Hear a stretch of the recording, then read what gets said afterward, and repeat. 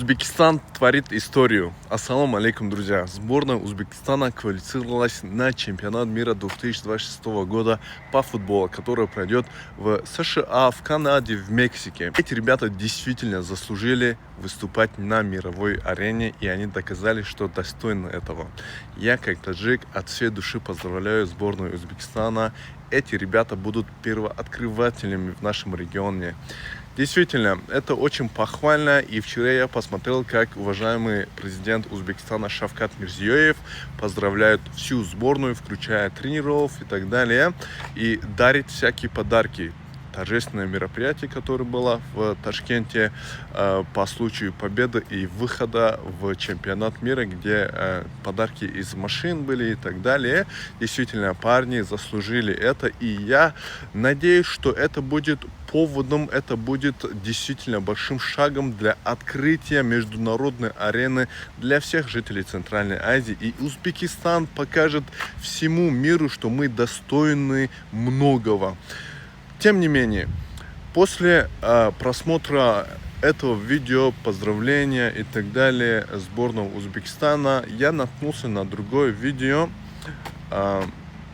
И хочу сказать, пока что мы радуемся. В России продолжаются избиения, издевательства над нашими братьями, над нашими мигрантами, которые работают в России. И видео я сейчас поставлю, короткое видео, посмотрите. Вот, обезьяны, ёбаные. Быстрее, блядь! Бегом, сука! Вот, смотри, пошел, блядь! Бегом, блядь!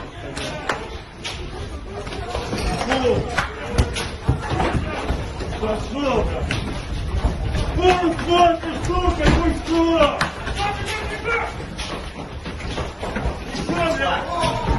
Гуськом, блядь!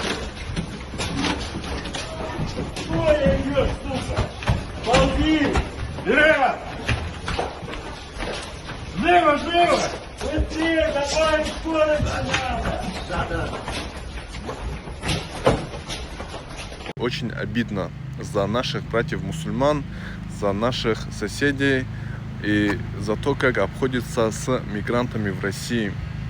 Во всех трибунах, во всех форумах мы всегда говорим: мы стратегические партнеры, мы друзья, мы соседи, у нас была общая история, у нас будет общая история и так далее. Мы в любом случае соседи, но эти издевательства, эти избиения, это неуважение, это нечеловеческое отношение продолжает быть.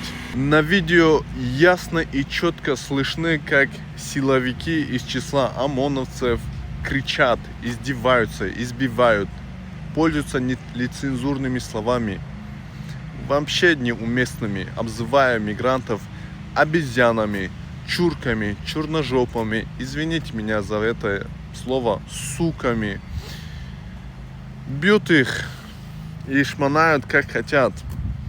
И в своих видеороликах они еще говорят, мигрантам подзатыльники давали, чтобы они слушались, как будто мы рабы.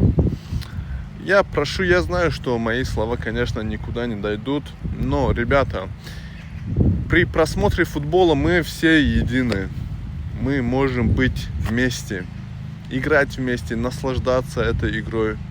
Дружная коллективная игра. Но не пора ли нам быть вместе и в жизни, вместе бороться с этой нечистью, с этим расизмом?